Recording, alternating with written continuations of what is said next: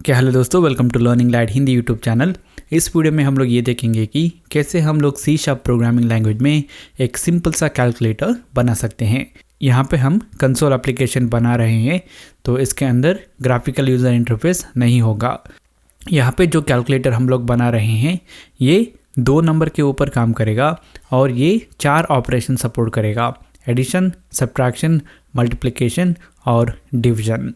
पहले हम लोग इस प्रोग्राम के अंदर यूज़र से पूछेंगे कि आप कौन सा ऑपरेशन करना चाहते हैं।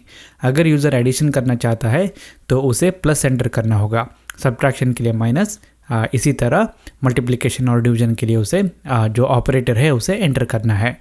बाद में हम लोग यूज़र को 2 नंबर एंटर करने के लिए बोलेंगे और जो भी ऑपरेशन यूज़र ने पहले सेलेक्ट किया है उसके हिसाब से उन 2 नंबर को यूज़ करके कैलकुलेशन करके जो भी रिज़ल्ट आता है उसे हम लोग यहाँ पे डिस्प्ले करेंगे।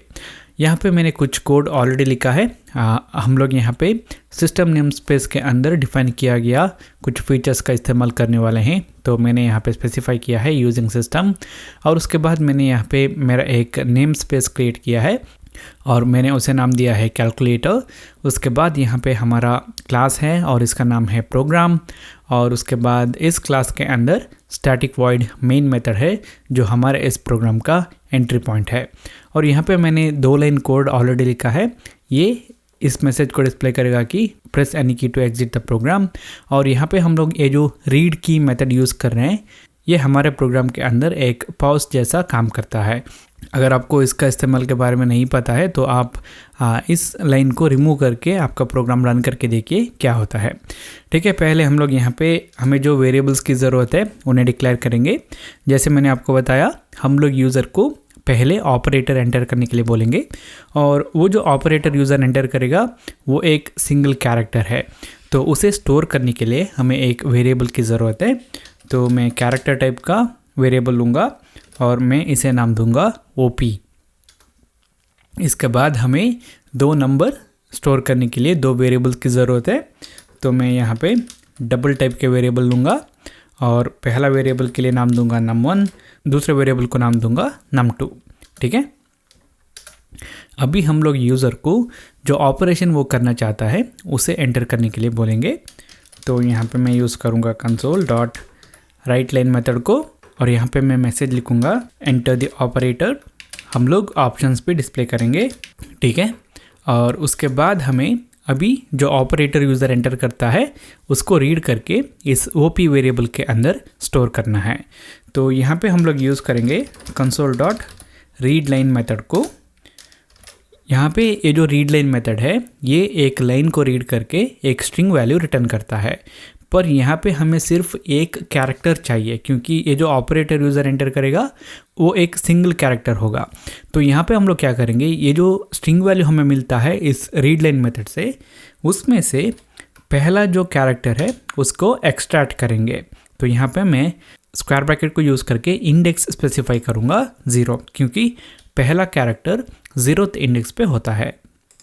और बाद में जो कैरेक्टर हमें मिलता है उसे हम लोग स्टोर करेंगे हमारे इस OP वेरिएबल के अंदर। ठीक है, अभी यहाँ पे हमने ऑपरेटर यूज़र से रीड किया है। अभी हमें यूज़र से 2 नंबर एंटर करने के लिए बोलना है और उन 2 नंबर को रीड करके num1 और num2 के अंदर स्टोर करना है।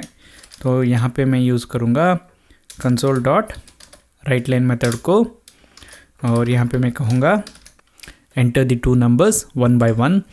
अभी यूज़र 2 नंबर्स को एंटर करेगा, हमें उन्हें रीड करके इस num1 और num2 वेरिएबल के अंदर स्टोर करना है। तो यहाँ पे मैं यूज़ करूँगा console.readLine मेथड को और जैसे मैंने आपको बताया रीड लाइन मेथड एक लाइन को रीड करके स्ट्रिंग वैल्यू रिटर्न करता है, उसको स्ट्रिंग फॉर्म में रिटर्न करता है। यहाँ पे हमें नंबर चाहिए डबल टाइप में, तो यहाँ पे जो भी नंबर यूज़र एंटर करता है वो स्ट्रिंग फॉर्म में ये रीड लाइन मेथड हमें रीड करके देता है। तो हम लोग इसको डबल टाइप पे कन्वर्ट करेंगे। तो यहाँ पे मैं यूज़ करूँगा convert.toDouble मेथड को।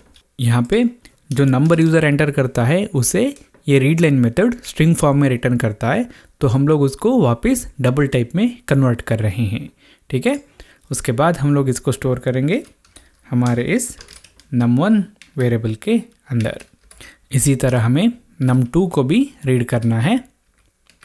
तो यहाँ पे मैं इस लाइन को कॉपी करके पेस्ट करूँगा और यहाँ पे वेरिएबल का नाम चेंज करूँगा num2। अभी हमें पता है कि यूज़र कौन सा ऑपरेशन करना चाहता है और कौन से नंबर के ऊपर वो ऑपरेशन करना चाहता है। तो अभी हम लोग यहाँ पे यूज़र ने जो ऑपरेटर सेलेक्ट किया है उसके हिसाब से जो भी कैलकुलेशन करना है उसे करके जो रिज़ल्ट आता है उसे डिस्प्ले करेंगे।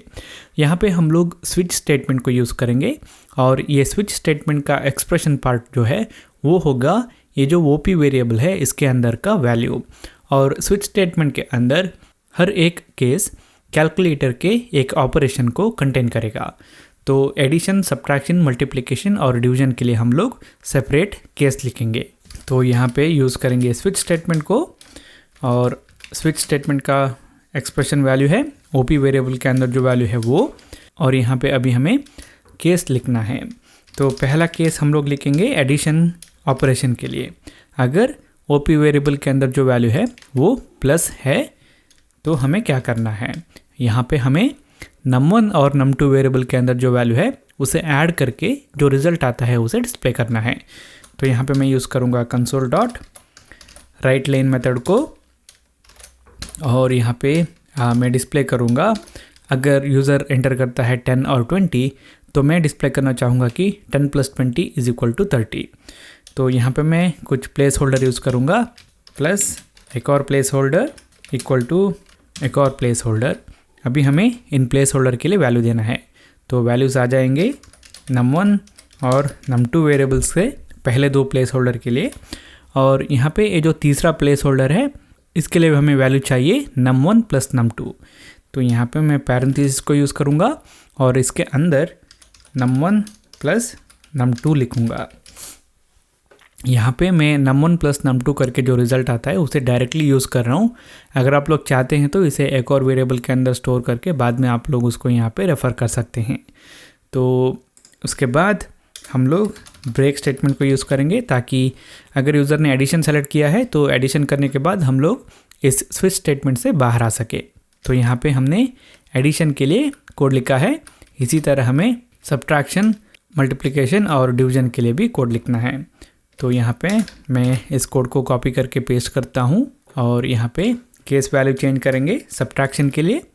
और यहाँ पे डिस्प्ले करते वक्त हम लोग num1 - num2 करेंगे और यहाँ पे num1 - num2 करके जो रिज़ल्ट आता है उसे डिस्प्ले करेंगे। इसी तरह मल्टीप्लिकेशन के लिए भी केस लिखना है। तो सिंबल हो जाएगा स्टार। यहाँ पे डिस्प्ले करते वक्त num1 × num2, कैलकुलेशन करते वक्त num1 × num2। तो यहाँ पे अगर आप लोग देखते हैं तो हमने एडिशन, सब्ट्रैक्शन और मल्टीप्लिकेशन के लिए केस लिखा है। अभी डिवीजन के लिए लिखेंगे। तो यहाँ पे केस वैल्यू होगा ये स्लैश और उसके बाद यहाँ पे डिवीजन करते वक्त हमें एक बात का याद रखना है। यहाँ पे अगर आप लोग देखते हैं तो एडिशन करते वक्त हमने किया है num1 + num2, सब्ट्रैक्शन करते वक्त हमने किया है num1 - num2, मल्टीप्लिकेशन करते वक्त हमने किया है num1 × num2। इसी तरह अगर हम लोग कंटिन्यू करते हैं तो डिवीजन के लिए हम लोग करेंगे num1 / num2। डिवीजन करते वक्त एक बात को देखना है वो है कि हम लोग किसी भी नंबर को 0 से डिवाइड नहीं कर सकते। अगर हम लोग ऐसे करने के लिए कोशिश करते हैं तो वो डिवाइड बाय 0 सिचुएशन हो जाएगा। तो यहाँ पे डिवीजन करते वक्त हम लोग ये चेक करेंगे कि क्या num2 वेरिएबल के अंदर जो वैल्यू है वो 0 है। अगर ऐसी बात है तो हम लोग एक मैसेज डिस्प्ले करेंगे कि डिवाइड बाय 0 सिचुएशन है, नहीं तो हम लोग डिवीजन करके जो रिज़ल्ट आता है या फिर num1 / num2 करके जो रिज़ल्ट आता है उसको डिस्प्ले करेंगे। तो यहाँ पे मैं यूज़ करूँगा इफ़ कंडीशनल स्टेटमेंट को और हम लोग चेक करेंगे कि क्या num2 वेरिएबल के अंदर जो वैल्यू है वो 0 है। अगर ऐसी बात है तो हम लोग एक मैसेज को डिस्प्ले करेंगे और यहाँ पे मैं कहूँगा कि डिवाइड बाय 0 सिचुएशन। ठीक है, अगर num2 वेरिएबल के अंदर जो वैल्यू है वो 0 नहीं है तो हम लोग यहाँ पे एल्स पार्ट यूज़ करेंगे, कैलकुलेशन करके जो रिज़ल्ट आता है उसको डिस्प्ले करेंगे। तो यहाँ पे मैं इसको कॉपी करके एल्स पार्ट में पेस्ट करता हूँ। यहाँ पे हम लोग करेंगे डिवाइड बाय उसके बाद यहाँ पे हमें करना है num1 डिवाइडेड बाय num2, ठीक है। उसके बाद यहाँ पे इस इफ एल्स से बाहर आके मैं ब्रेक स्टेटमेंट को यूज़ करता हूँ। ये ब्रेक स्टेटमेंट इस एल्स पार्ट का हिस्सा नहीं है। तो हमने यहाँ पे केस लिखा है एडिशन, सब्ट्रैक्शन, मल्टीप्लिकेशन और डिवीजन के लिए। एक और केस हम लोग लिखेंगे और वो होगा डिफ़ॉल्ट केस।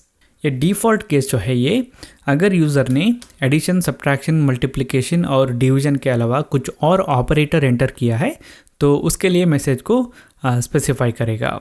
तो यहाँ पे मैं console.writeLine मेथड को यूज़ करता हूँ और यहाँ पे मैं डिस्प्ले करूँगा कि जो ऑपरेटर यूज़र ने एंटर किया है वो एक इनवैलिड ऑपरेटर है, इज़ एन इनवैलिड ऑपरेटर। और यहाँ पे हम लोग ऑपरेटर वेरिएबल के अंदर जो वैल्यू है उसको भी डिस्प्ले करेंगे। और उसके बाद यहाँ पे ब्रेक स्टेटमेंट को यूज़ करेंगे, ठीक है। अभी यहाँ पे हमने कोड लिखा है। अगर आप लोग इस स्विच स्टेटमेंट को देखेंगे तो हर एक केस जो है वो कैलकुलेटर के एक स्पेसिफिक फंक्शनैलिटी को रिप्रेजेंट करता है। तो एडिशन, सब्ट्रैक्शन, मल्टीप्लिकेशन और डिवीजन के लिए हमने यहाँ पे कोड लिखा है। तो यहाँ पे प्रोग्राम हो गया। अगर आपको इस प्रोग्राम का सोर्स कोड चाहिए तो आप लोग मेरा वेबसाइट चेक कर सकते हैं, लिंक मैं डिस्क्रिप्शन पे दे दूँगा। तो अभी हम लोग इस प्रोग्राम को रन करके देखेंगे। एंटर द ऑपरेटर, मैं एंटर करूँगा plus. Enter the two numbers 1 by 1, मैं एंटर करूँगा 10। और इसके बाद दूसरे नंबर एंटर करने के लिए मुझे न्यू लाइन को इंसर्ट करना है और यहाँ पे न्यू लाइन ही इंसर्ट करना है। तो मैं यहाँ पे प्रेस करूँगा एंटर बटन। उसके बाद मैं एंटर करूँगा 20। अब ये कहता है कि 10 + 20 = 30। प्रेस एनी की टू एग्जिट द प्रोग्राम। यहाँ पे मैं किसी भी की को प्रेस कर सकता हूँ, प्रोग्राम टर्मिनेट हो जाएगा।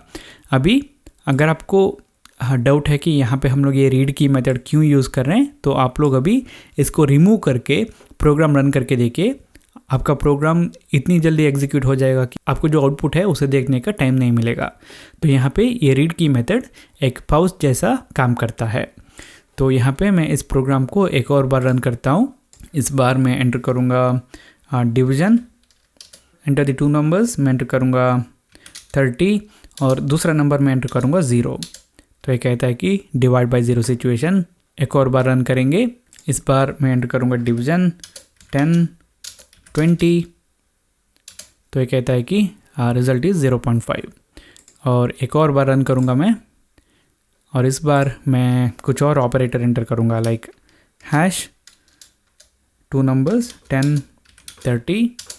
तो कहता है कि hash is an invalid operator. तो यहाँ पे हमारे प्रोग्राम सही तरीके से काम कर रहा है। अगर आपको इस प्रोग्राम का सोर्स कोड चाहिए तो आप मेरा वेबसाइट चेक कर सकते हैं, लिंक आपको डिस्क्रिप्शन पे मिल जाएगा। तो ये हुआ दोस्तों इस वीडियो के लिए। अगर आपको ये वीडियो अच्छा लगा तो लाइक कीजिए, अच्छा नहीं लगा तो डिसलाइक कीजिए। अगर आप लोग कुछ कहना चाहते हैं तो कमेंट कीजिए। इसी तरह के और वीडियोस देखने के लिए मेरे इस चैनल पर सब्सक्राइब कीजिए। इस वीडियो को देखने के लिए बहुत बहुत शुक्रिया। मैं आप लोगों को नेक्स्ट वीडियो पर मिलूँगा।